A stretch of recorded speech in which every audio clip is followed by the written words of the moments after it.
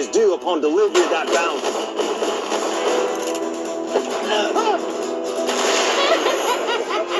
I'm sorry to say, you no longer have the advantage. Hello everybody, welcome back to Screenstars. I'm here today to bring you my review for the 2022 Western No Name and Dynamite, a film that is directed by Errol and it stars Rich Ting, Chris Northup and Vernon Wells. Now this film follows the escapades of two bounty hunters named No Name and Dynamite. Dynamite is played by Rich Ting as No Name is played by Chris Northup. Now these two bounty hunters scrape along life trying to catch the odd bounty here and there, and then they come upon the bounty of a lifetime. John Wilkes Booth, who is being accused of assassinating the president, there is a bounty on his head for $50,000 and they intend to bring in this bounty. Will they manage to do so? You'll have to watch the film to find out. Right, what are my thoughts on No Name and Dynamite? Well, I'm an old school guy and I like a good old Western. I grew up on the Clint Eastwood Westerns, so I've got a real affection for a really good Western, and I have to say, I had a pretty good time with this film. Right from the opening credits, you kind of know what you're in for. It's got a very spaghetti western old feel to it, even to the point where the film is like got this grain effect on it to make it feel authentic and old-fashioned, but at the same time it's got like a modern feel and freshness to it too. So I do like the way the film looked and the way the film felt. It felt pretty authentic. The way the costumes and the set designs are all set up all felt pretty authentic, very dusty, like Mexican type towns and stuff like that. It felt like the Old West. And they all were like wearing what you would, like fairly appropriate costumes. It didn't feel like a lot of low budget films, and this is a low budget film, especially westerns. Sometimes I've watched some low budget westerns where it kind of feels like the actors have just literally walked out of a costume shop with their clothes on, sort of thing, and they just don't feel authentic. You don't really get that impression here. They actually did feel pretty authentic, both the surroundings and the costumes that they were all wearing. Which I always really, really appreciate it. It adds to the immersion in any film, but especially in a Western. There's some pretty violent gunfights as well here.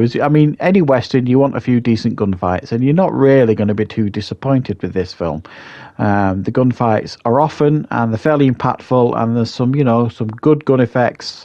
They're set up pretty nicely, and some pretty violent shootouts. So it does deliver on that front as well. There's almost a Tarantino feel to this film in some of the scenarios that they get themselves in. Almost feels like at times it's like a scene from Django Unchained, or certainly a Tarantino film in regards to some of the scenarios they get themselves in, some of the conversations they're having with the people that they're tracking down. You definitely get a feel that they were going for a Tarantino vibe at times with this film. Now, it's not without its faults. Obviously, for a lot of the runtime, the film lacked an identity. It just seemed to be following these two bounty hunters around during their escapades, and it didn't seem to have any real direction until about a good halfway through, maybe longer actually. It is a bit longer, I think. And then the focus then goes very, very heavily on this John Wilkes Booth character, the guy that assassinated the president, and these guys trying to track down this bounty, the bounty of a lifetime. But before then, it seemed to lack focus, and it were kind of just like, even though I was still fairly engaged and enjoying what I was seeing, it didn't seem to lack any focus up until that chunk of the film. So for me, the early part of the film didn't sit particularly easy with me, because I just didn't know what the story was. It's kind of weak on story, and certainly in the early aspect of the film.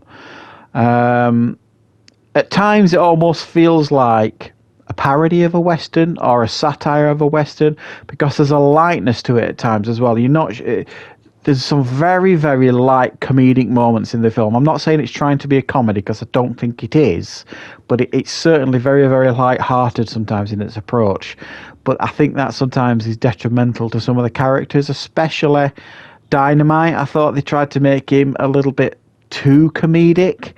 and I'm not sure I like that approach. I mean, it just made some of the characters feel like caricatures of cowboys rather than real cowboys. And I think sometimes the film was at odds with itself in regards to going for gritty realism or for light entertainment. So I think at times it felt a little bit unbalanced, and it didn't feel like either complemented each other. For me, I'm always a big advocate of if you're going for lightness, do it throughout the whole thing. But if you're going for like gritty seriousness, again, kind of go for that. I don't necessarily think sometimes the tone, if it's unbalanced, can be detrimental to a film, and I think it is at times detrimental to this film. But I think if you're a fan of a Western, especially low-budget Westerns, and you're a fan of like old-school type Westerns, like the ones we used to get back in the day, the spaghetti Western type films, I think you're going to be suitably impressed with this one. They've really put a lot of effort into it. The performances by everybody are pretty good. There's a couple of performances that, what you wouldn't describe as great, but certainly not from the main cast. The main cast here are all pretty much on point, and I did really quite enjoy my time with this one. So I'm going to be quite generous and give it a 6 out of 10 because I thought this was actually pretty decent for a Western, a low budget Western at that. So check this one out when you get the opportunity. It's coming out very, very soon in February. So thank you very much for watching, and of course I'll be back with plenty more reviews on the channel very, very soon.